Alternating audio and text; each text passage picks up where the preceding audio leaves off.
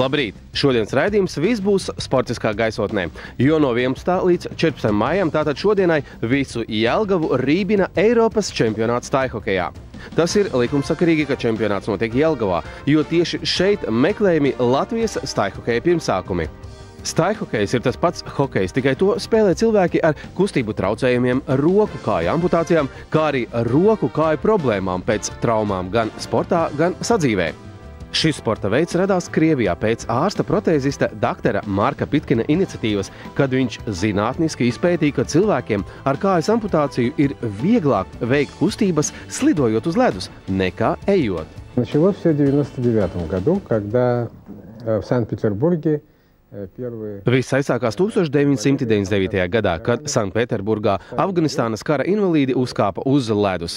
Tad sekoja spēles demonstrācija Bostonā, kur pret viņiem spēlēja amatieru komanda, kas sastāvēja no pasta darbiniekiem, jo līdzīgas komandas nebija nekur pasaulē. Pateicoties masu mēdījiem, šī ziņa strauji izplatījās, un jau pavasarī amerikāņi atbrauca ar atbildes vizīti uz Sanktpēterburgu. Это стало известно, и уже весной американская команда приехала с ответным визитом в Санкт-Петербург. В нашей международной федерации 9 стран. Mūsu starptautiskā federācijā ir 9 valstis. Iestāšanās kārtībā tās ir Krievija, ASV, Kanāda, Somija, Čehija, Latvija, Izrēla, Slovākija un Austrālija. Slovākija un Austrālija. Latvijā Krievijas komanda ieradās 2005. gadā, un jau 2006. gadā Jelgavā notiek pasaules čempionāts staihokejā ar Kanādas, ASV, Krievijas, Somijas, Čehijas un Latvijas vienību piedalīšanos. Latvijas komanda ieguva 4. vietu. Tā paša gada rudenī Latvijas staihokeja izlase sāk piedalīties Zemgales amatieru hokeja līgā. 2007. gadā Eiropas čempionātā tā iegūst 2. vietu, uzvarot hokeja lielvalstis Čehiju un Krieviju. 2008. gadā ASV pasaules čempionātā uzvar Somijas komandu ar 6-2. Izcīnītas ir bronzas godalgas. 2009. gadā Eiropas čempionātā Krievijā aizbraucot tikai 10 cilvēku sastāvā izcīnīta 3. vieta. 2010. gads pasaules čempionātā 4. vieta, bet pirmo reizi pamatturnīrā tiek pieveikta hokeja lielvalsts ASV ar 6-5. Я хочу еще воспользоваться случаем поблагодарить хоккей Латвии. Izmantojot iespējas, vēlreiz gribētu pateikties Latvijas hokejam, misteram Lipmanim un viņa kolēģiem Paralimpiskai komitejai par atbalstu. Jo tas ir ļoti labs piemērs citām valstīm, ka salīdzinoši neliela valsts bieži piedalās nozīmīgos starptautiskos čempionātos. Количеством населения периодически участвует в крупнейших международных соревнованиях по вертикальному хоккею. Это большой стимул для всех других стран. Жизненно важно, чтобы хоккей, обыкновенный, обычный хоккей... Ir ļoti svarīgi, ka parastais hokejs atbalsta staihokeju, un domāju, ka tikai pateicoties tam, šis sporta veids Latvijā ir tik tālu attīstījies. Вертикальный хоккей живет и развивается, это как раз поддержка большого хоккея. Tātad skaidrs, ka staihokeja attīstība ir cieši saistīta ar lielā hokeja attīstību, bet kādas ir atšķirības pašā spēlē?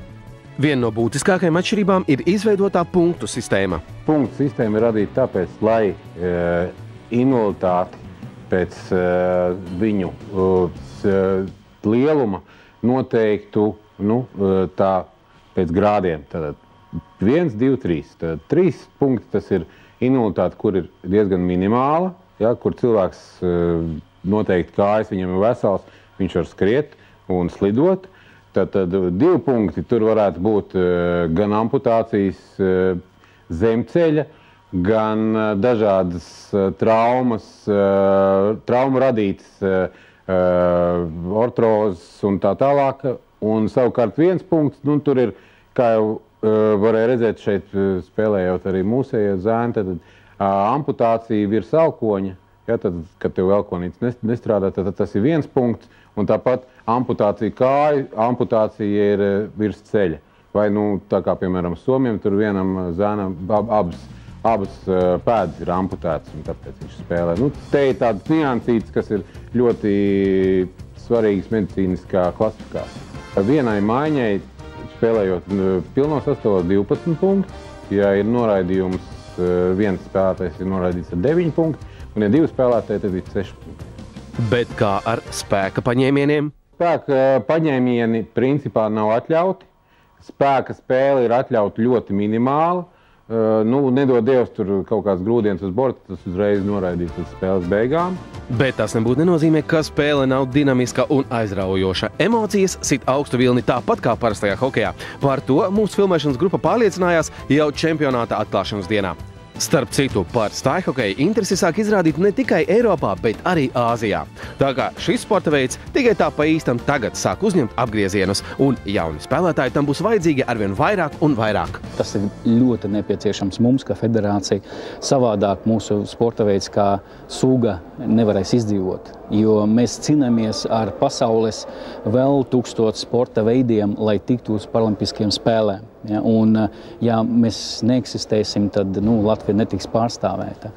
Lūk, un tāpēc noteikti mēs gribam arī varbūt uzrunāt vēl vairāk visā Latvijā cilvēkus, nekautrēties, nākt, slidot tuvākajā hallē, nav obligāti uz Jelgavu jābrauc, ar mums sazināties obligāti, jo man jau zvana cilvēki viens otrs. No Latgales, no Vidzemes, ja? Un, protams, mēs sarunājam, kā mēs tiksimies un mēs runāsim, ja? Bet noteikti ir 1-2 cilvēki, bet ar to mums, protams, ka ļoti liela palīdzība, bet, diemžēl, tas ir pamaz, ja mums vajag vairāk tos cilvēkus un jaunus cilvēkus, jo mums tieši, piemēram, komandas vidējais vecums ir pāri 40. Un varētu iedomāties, ka pēc 2, 3, 4 gadiem, ja, varbūt 5 gadiem, mēs jau nevarēsim slidot, skatoties uz komandām, piemēram, izlasēm Somijā, Amerika, Kanāda, kur tur puiši 18, 20 gadi. Viņi slīdo tā, ka tur vējš šausīs. Ja? Mēs gribam arī ar jūsu palīdzību uzrunāt visus Latvijas invalīdus, kā noteikti, lai viņi piesakās, lai viņi sāk slīdot, lai viņi uzrunā mūs. Ja? Mēs noteikti atbrauksim, mēs sakomunicēsimies, mēs pieņemsim savā ģimenē, ja? Jo tas ir ļoti svarīgi mums. Jelgava ir Latvijas staihhokeja šūpulis, bet izteiktais aicinājums attiecās uz visu Latviju. Nemākat slidot, tā nav problēma. 60% no komandas vispār agrāk neslīdoja. Un, piemēram, Salvis Lācis, jā, piemēram, arī paņemsim un Ūģi, jā, un vairākus cilvēkus, kuri atnāk pie mums, sāk slidot, ieslidojās un iepatikās, jā, un turpinātu darīt. Jā. Un patiešām, piemēram, mums ir sprints Rihards, jā, puisis vispār, es abrinoju, jā, viņam abas rokas ir īsas rociņas, jā, bet viņš atnāca arī, viņš ir futbolists un tā tālāk, viņš neslidoja gandrīz, jā, bet viņš perfekti tagad slidoja, viņš ir gandarīts, jā, jo patiešām, kad tu redzi, ka tev izdodās, ka tu vari to darīt. Un tad parādās arī, varbūt pārdomās, kāpēc tad man pati sevī tur apglābāt kaut kur, jā, sēdēt mājās, tur dzestīties un tā tālāk. Jo dzīve ir kur ir šeit, jā, tur nekas nemainās. Varbūt tagad kāds skatās, kuram ir paziņa invalīds, kas kritis depresijā. Tas nozīmē, ka tam vajadzīgs atbalsts. Uzrunājiet viņu, pastāstiet par šo iespēju. Sazinieties ar Staihhokeja federāciju. Noteikti ir daudz cerību zaudējušu cilvēku, kuriem ir vajadzīga jūsu palīdzība un atbalsts.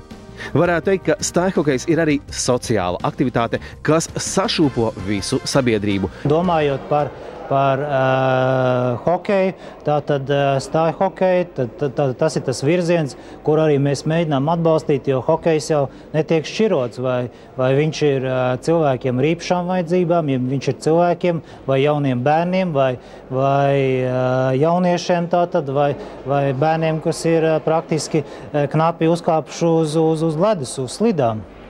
Un līdz ar to gribu minēt, ka mums ir ļoti tāda jau izveidojusies tradīcija, stingra tradīcija, kad šeit Jelgavas pilsētā tiek organizēti dažāda veida hokeja mači un staihhokejā it sevišķi, jo, kad laika atpakaļ mums bija pasaules čempionāts staihhokejā, tad šodien notiek Eiropas čempionāts staihhokejā, kas ir savu veidu tāds apliecinājums, kad mēs atbalstam hokeju visādos veidos, un šis hokejs Jelgavā ir dzīvs un ir spēcīgs attīstīties. Man liekas, nekad nepateikšu pārāk daudz pateicības Jelgavas pilsētas domai un atbalstam, ko viņi mums sniedz. Arī Zemgales centram, sporta centram Armandam Ozolāpām, ja, kā viņš uzņem mūs un viņš mums palīdz arī pagājušajā gadā, kad mums vispār finansējuma nebija, ka tāda, ja, mēs nezinājām, vai mēs lidosim, un viņš nāca mums pretī. Latvijas meži, viņi burvīgi mums palīdzēja organizēt šo pasākumu. Ļoti liels paldies atbalstītājiem. Protams, ka tā un tā mums vajadzīgi līdzekļi, lai turpinātu attīstīties, jo mums arī ir nepieciešami līdzekļi, lai mēs varētu braukt Daugavpili, Ventspili, Liepājā ar paraugu spēlēm, vai tos cilvēciņus varbūt arī parādīt, paskatīties, paslīdot kopā, parunāties, jā, jo mēs visi esam, kas mēs esam, jā, un tie finansi ne visām ir lūk. Starp atbalstītājiem jāmin noteikti arī Rīgas Dinamo. Puiši viņi mūs atbalsta, jā, viņi katru gadu ar mums nometne strādā. Es arī gribu pateikties puišiem, jo Dinamo Rīgā viņi malači. Tā īsi, ka viņiem tas grafiks ļoti noslogots, jā, bet patiešām tur puiši malači. Tagad viņi arī bija mums aprīlī beigās, un viņi mums arī atbalsta psiholoģiski. Jā, viņi vienmēr atsaucās uz kaut kādām palīdzības saukļiem, jā, tā teiksim. Tāpēc es saku, ka patiešām paldies tiem cilvēkiem un organizācijām, kuri mums palīdz. Rīgas Dinamo bijis ir vienmēr ar mums jau kopš viņi ir sākuši, viņi vienmēr mums ir gan morāli, gan arī materiāli, gan arī naudiņas ziņā palīdzējuši. Un ir arī citi labvēļi, bet viss jau nenosauks. Katrā ziņā staihokejs Latvijā dzīvo un dzīvos, un būs arī panākumi. Un arī Latvijas Paralimpiskā komiteja vienmēr ir ar Latvijas Staihokeja federāciju kopā. Tiem puišiem, kas nodarbojās, vienalga sports šitajā situācijā, cilvēks ar kustības traucējumiem, ja, un arī veselā, tas ir dzīvesveids, ja, un tas dzīvesveids papildina tālāk, piepilda tavus mērķus un tavas spējas un kopību būt sajūtu un par kaut ko censties un just, un tā kā šitien Andris Ulmans Vārtsargs, ja, viņš ar maniem kopā Paralimpiskā komitejā, ja, bieži sastiekot. Viņš tik uz treniņiem, viņš dzīvo ar to. Jelgavnieki var lepoties noteikti ar to, ka mums ir pašiem savs klubs cilvēkam ar īpašām vajadzībām. Tas ir klubs Cerība, kur Ruta Kļaviņa un Aija Kļaviņas ir sākuši šo brīnišķīgo tradīciju cilvēkiem, kuriem ir tās īpašās, varbūt tās vajadzības, kuriem ir grūtāk nekā varbūt pārējiem, bet viņi tātad ir atraduši savu to arī prieku sportot. Ja? Un mums varbūt tās viena no tām sportskolām, kurā arī ir šīs atsevišķās grupiņas cilvēkiem ar īpašībām vajadzībām, kuri apmaksāts arī trenerīts. Ja? Līdz ar to mēs varam lepoties gan ar saviem vieglatlētiem, kas ir izcīnījuši paralimpiskajās spēlēs dažādi kalumu medaļas. Ja? Un, protams, mēs varam lepoties arī to, ka mums Jelgavā ir staihokejs. Mums bija pasaules čempionāts, ir Eiropas čempionāts. Šajās sacensībās piedalās staihokeisti no Somijas, Krievijas, Čehijas, Izraēlas un, protams, Latvijas. Bet kā jūtas mūsu valsts viesi? Täällä Latviassa kaikki on järjestetty loistavasti. Meillä on hotelli tässä ihan jäähallin vieressä. Esam patīkami pārsteigti par čempionāta organizācijas augsto līmeni. Var just, ka šeit cilvēki pieprot to lietu. Arī laiks mums ir bijis vēlīgs, spīd saule un līdz ar to ir pavisam cits noskaņojums. Latvijā nam очень приятно. Šeit viss ir ļoti labi organizēts un arī tālu nebija jābrauc, tāpēc mēs vēl jau vairāk esam priecīgi atbraucot uz Latviju.